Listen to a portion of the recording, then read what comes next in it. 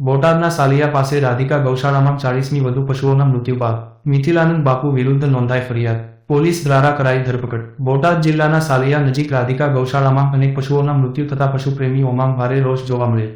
બોટાદ પ્રાણી અત્યાચાર નિવારણ સોસાયટીના ઉપાધ્યક્ષ દ્વારા બોટાદ ટાઉન પોલીસ સ્ટેશન ખાતે રાધિકા ગૌશાળા પાંજરાપોળના મિથિલાનંદ બાપુ ગુરુ ભાસ્કરાનંદ બાપુ વિરુદ્ધ બોટાદ ટાઉન પોલીસ સ્ટેશનમાં પોલીસ ખાતે ફરિયાદી શૈલેન્દ્રસિંહ નટવરસિંહ ઝાલા દ્વારા ફરિયાદ દાખલ કરવામાં આવેલ.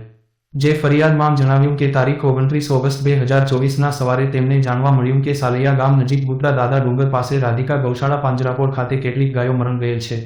ટ્રસ્ટના અધિકારી શ્રી દ્વારા અમોને જાણ કરેલ કે આ ગૌશાળામાં આશરે 500 થી 600 જેટલી ગાયો જેમાં ગાયો, વાછરડા, બળદો હતા જેમાં ગૌશાળા આશરે 20 વીઘા જેટલી જમીનમાં આવેલ છે અને ફરતે તાર ફેન્સિંગ કરેલ જગ્યાની અંદર અલગ અલગ પતરાના છેડ ઊભા કરી તેમાં આ તમામ પશુઓને રાખવામાં આવે છે. આ ગૌશાળામાં પશુઓ માટે ઘાસચારા માટે સરકાર તરફથી ગ્રાન્ટ પણ ફાળવેલ છે.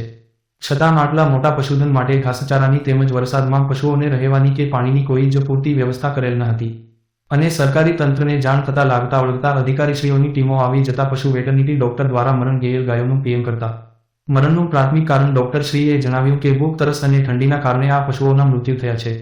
જે બાબતને લઈ બોટાદ પોલીસ સ્ટેશન ખાતે ફરિયાદ દાખલ થઈ છે. આ ગૌશાળામાં 500 જેટલી ગાય, વાછરડા, બળદ સહિતના પશુઓ છે.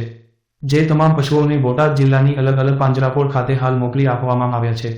તેમજ બોટાદ ટાઉન પોલીસ દ્વારા ફરિયાદના આધારે મિથિલાનંદની ધરપકડ કરી કાયદાકીય કાર્યવાહી હાથ ધરવામાં આવેલ છે અને આ સમગ્ર ઘટનાને લઈ તપાસ ચાલી રહી છે.